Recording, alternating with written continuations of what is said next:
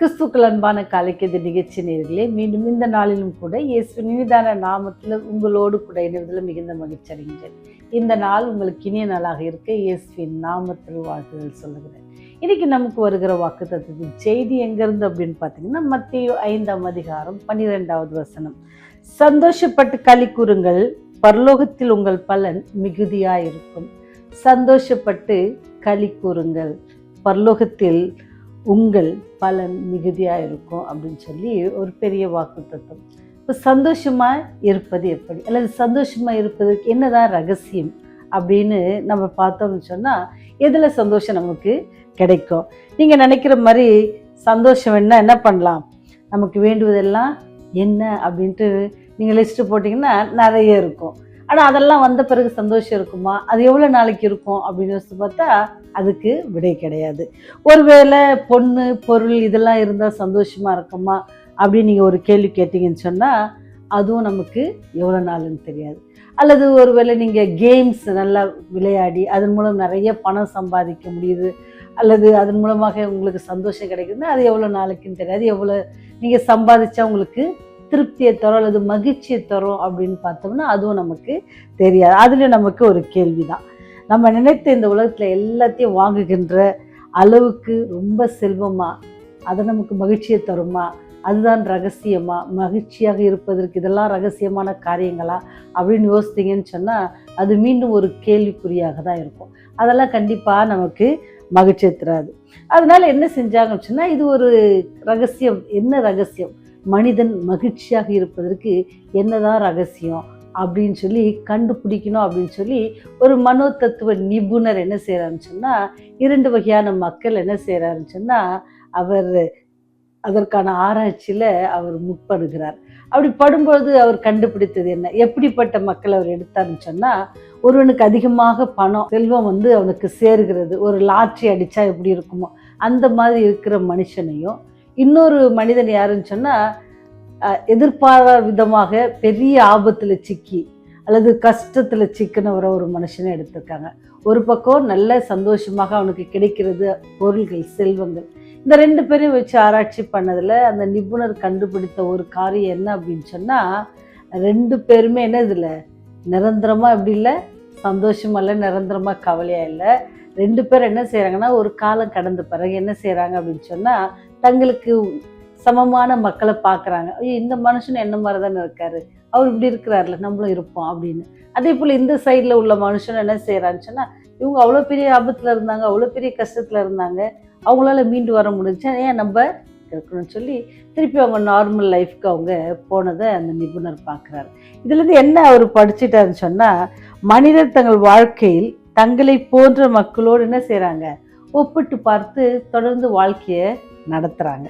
அப்படி நடத்தும்போது நீங்களும் நானும் ஆண்டவரை அறிந்திருக்கிற பிள்ளைகள் என்ன ரகசியம் அப்படின்னு உங்களுக்கு தெரியுமா?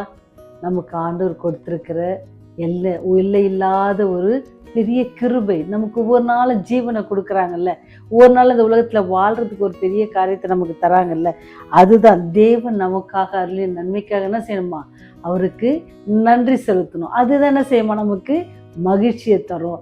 ஏன்னு சொன்னால், இதெல்லாம் மற்ற காரியங்கள், பொருள், செல்வம், படிப்பு எல்லாமே என்னென்னா நிரந்தரமான மகிழ்ச்சியை தருவதில்லை. அதே சமயத்தில் ஆண்டவர் உங்களுக்கு கொடுத்துருக்கிற ஒருவேளை செல்வமாக இருக்கலாம், அல்லது உங்கள் தாளந்துங்களாக இருக்கலாம், அல்லது உங்களுடைய திறமைகள் இருக்கலாம், பதவிகள் இருக்கலாம், எதுவாக இருந்தாலும் அது நமக்கு கிடைச்சிச்சு அப்படின்னு சொன்னால் அது எப்படி எடுத்துக்கணுமா, சமுதாயம் இது எல்லாத்துலையும் என்ன செய்யும், உயர்த்தி கொண்டே வரும். ஆனாலும் கூட அந்த சந்தோஷத்தை நம்ம எப்படி கொண்டாடணும்னு சொன்னால், ஆண்டவர் எனக்காக இதை கொடுத்துருக்குறாங்க, இதை காட்டிலும் எனக்கு வேற என்ன, இந்த தொழில் எனக்கு யாரால கிடைச்சிது அப்படின்னு சொன்னால், எனக்கு தேவனால் கிடைச்சது இந்த தொழில், அல்லது நான் செய்கிற இந்த காரியம் எனக்கு யாரால் கிடைச்சிது, தேவனால் கிடைச்சிது. இதை நான் என்ன செய்யணும், உண்மையாகவும் உத்தமத்தோடும் தேவனுக்கு பிரியமாகவும் நான் செய்வேன் அப்படின்னு சொன்னால் அது எனக்கு என்ன தரும், சந்தோஷத்தை தரும். அப்படி வருகிற சந்தோஷம் என்ன செய்யாதான் நம்மை வேதனைக்குள்ள கொண்டு போகாது. ஏன்னு சொன்னால் அதற்கு மேலே நம்ம என்ன செய்ய மாட்டோம், பெரிதாக நம்மகிட்ட இல்லாத காரியத்தை நினைத்து வருத்தப்படாதபடிக்கு தேவன் நமக்கு கொடுத்துருக்கிற காரியத்தை குறித்து நம்ம என்ன செய்யுமா எப்பொழுதும் சந்தோஷப்படும். ஆண்டவரே நீங்கள் எனக்கு இதை கொடுத்துருக்கீங்க, ஒரு நல்ல தாய் தந்தையை எனக்கு கொடுத்துருக்கீங்க, உமக்கு நன்றி ஆண்டவர். நல்ல உடன்பிறப்புகளை எனக்கு கொடுத்துருக்கீங்க, அதற்கு நன்றி சொல்ல. நல்ல உறவினர்களை எனக்கு கொடுத்துருக்கீங்க, அதுக்காக நமக்கு நன்றி சொல்கிறேன். நீ நல்ல நண்பர்களை எனக்கு கொடுத்துருக்கீங்க, அதற்காக நன்றி சொல்கிறேன். ஒரு நல்ல ஆலயத்துக்கு நான் போய் வருகிறதற்கு நல்ல ஒரு சபையை கொடுத்துருக்குறீங்க, அதற்கு நான் நன்றி சொல்கிறேன். இப்படி நம்ம ஒவ்வொன்றுக்கும் நன்றி செலுத்திட்டு தேவன் நமக்கு கொடுத்துருக்கிற அந்த கிருபையை நினச்சி நம்ம எப்பொழுதும் என்ன செய்வோமா சந்தோஷமாக இருக்கும். இதுதான் நமக்கு என்னது மகிழ்ச்சியின் ரகசியம்.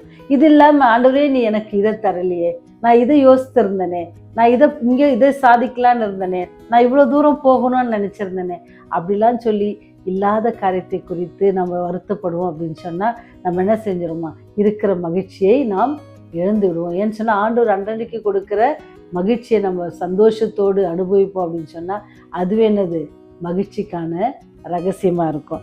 வேதம் ரொம்ப அழகாக கொடுத்த ஆசீர்வாதங்களை சந்தோஷத்துடன் அனுபவிக்க நம்ம என்ன செய்யணுமா கற்றுக்கொள்ளணும். இல்லாத காரியத்தை குறித்து நம்ம கவலைப்படுவதனால நம்ம மகிழ்ச்சியை இழந்து விடுவோம். அப்படி மகிழ்ச்சி இல்லாத வாழ்க்கை என்ன இருக்குமா, அது நமக்கு ரொம்ப சுவாரஸ்யமாக இருக்காது. ஒவ்வொரு நாள் அன்னன்னைக்கு நம்ம என்னத்தை சந்திக்கிறோம், அதில் நம்ம எப்படி வெற்றி பெறுகிறோம் அப்படின்னு நம்ம பார்த்து ஒவ்வொரு நாளும் அதை மகிழ்ச்சியோடு ஏற்றுக்கொள்வோம்னு சொன்னால் அதுவே நம்முடைய மகிழ்ச்சிக்கான ரகசியமாக இருக்குது. கர்த்தர் நமக்கு அளித்திருக்கிற எல்லாவற்றையும் குறித்து நம்ம திருப்தி அடையணும். அதுதான் இன்னொரு காரியம் என்னென்னா, ஃபஸ்ட்டு அக்செப்ட் பண்ணிக்கிறணும், இதுதான் நமக்கு தேவன் கொடுத்துருக்கிறார், இதில் நம்ம என்ன செய்யணும், இதில் நான் எப்படி வல்லமையாக காரியங்களை செய்வேன், இதில் எப்படி நான் வேறு மாதிரி இதில் வெற்றி காண்பேன் அப்படி நம்ம தொடங்குவோம் அப்படின்னு சொன்னால், இதில் நான் தோல்வி அடையாதபடிக்கு வெற்றியை காணணும்னு சொன்னால் நம்ம என்ன செய்யணுமா, அப்படி செய்யும் பொழுது நமக்கு அது என்ன செய்யும், மகிழ்ச்சியை தரும். ஐயோ எனக்கு அது இருந்தால் நான் சூப்பராக பண்ணியிருந்திருப்பேன், எனக்கு அது குறைஞ்சதுனால தான் என்னால் பண்ண முடியல அப்படின்னு சொல்லும்போது தான் என்ன வருது அங்கே, சோகம், கவலை, தோல்வி, மன அதைரியம் இதெல்லாம் நமக்கு வருது. அப்படி இல்லாதபடிக்கு நீங்களும் நானும் எப்படி சந்தோஷமாக இருக்கணும் அப்படின்னு சொன்னால், தேவன் நமக்கு கொடுத்துக்கிற காரியத்தை சந்தோஷமாக அனுபவிக்கும் பொழுது என்னது மிகுந்த சந்தோஷம் நம்முடைய வாழ்க்கையில் உண்டாயிருக்கும். வசனம் சொல்லுது ரொம்ப அழகா, உண்மையான சந்தோஷம் தேவன் நல்லவர் என்பதை என்ன செய்யணுமா நம்ம தேவன் நல்லவர் என்பதை அறிகிற அறிவிலிருந்து என்னது நமக்கு கிடைக்கிறது. அது என்னது முழுமையாக நமக்கு கிடைக்கிறது. அப்படி கிடைக்கிற ஒரு ஞானம் தான் என்னன்னு சொன்னால் நமக்கு மகிழ்ச்சி தருகிற சந்தோஷமாக இருக்கும். ஏன்னு சொன்னால் மகிழ்ச்சி நம்மகிட்ட எதுவுமே இல்லை, நான் தரல, கிடைக்கல அப்படின்னு சொன்னால் ஆண்டவர் எனக்கு தரலன்னு இல்லை. நம்ம எப்படி எனக்கு நினைக்கணும், என் ஆண்டவர் என்னது ரொம்ப நல்லவர், எனக்கு எல்லாவற்றையும் தந்திருக்கிறார், எனக்கு தேவைக்கேற்ப அவர் தந்திருக்கிறார் அப்படின்னு சொல்லி நம்ம அவருக்கு நன்றி சொல்லுவோம். அதுவே நமக்கு என்னது நிரந்தர மகிழ்ச்சியாக இருக்கும். இது மகிழ்ச்சியின் ரகசியம். இந்த ரகசியத்தை உங்கள் வாழ்க்கையில் நீங்கள் என்ன செய்யுங்க, ப்ராக்டிஸ் பண்ணி பாருங்கள். சந்தோஷம் எப்பொழுது உங்களுக்கும் உங்கள் குடும்பத்தில் மேலும். ஜெபம் செய்வோமா? கிருபை நிறைந்தவரே, இரக்கத்தில் ஐஸ்வர்யம் உள்ள தகப்பனே, அன்பின் ராஜாவே, நாங்கள் மகிழ்ச்சியாக இருப்பது உண்மை அறிகிற அறிவிலே நாங்கள் வளரும் பொழுது எங்களுக்கு கிடைக்கிற எல்லாவற்றையும் நாங்கள் நேர்த்தியாக பயன்படுத்த அல்லது முழுமையான ஞானத்தை பெற்றுக்கொள்கிறோம் என்பதை நாங்கள் உணர நீர் கிருபை செய்யுங்க சாமி. இம்மட்டுமா நீர் கொடுத்த எல்லா நன்மைகளுக்காக உமக்கு நன்றி செலுத்துகிறோம். இல்லாத காரியங்களை குறித்து வேதனைப்படாதபடிக்கு தேவன் எங்களுக்கு கொடுத்திருக்கிற காரியத்தில் திருப்தியோட மன மகிழ்ச்சியோட எல்லாவற்றையும் நாங்கள் அனுபவிக்க கிருபை செய்யுங்க. ஒருவேளை நஷ்டம் வந்தாலும், லாபம் வந்தாலும், கஷ்டம் வந்தாலும், வியாதிகள் வந்தாலும், எல்லாவற்றின் மத்தியிலும் தேவன் எங்களோடு கூட இருக்கிறார். வல்லமையான கரம் எங்களை கரம் பிடித்து நடத்தும் என்கிற அந்த விசுவாசத்தோடு எங்களுடைய நாட்களை கழிக்க நீர் எங்களுக்கு ஞான வரத்தை தாங்க ராஜா. பாதுகாத்து கொள்ளுங்க, வேண்டெடுத்துங்க. இயேசுவின் வழியை ஜெபிக்கிறோம் ஜெனுள்ள நல்ல தந்தையே. ஆமென், ஆமென்.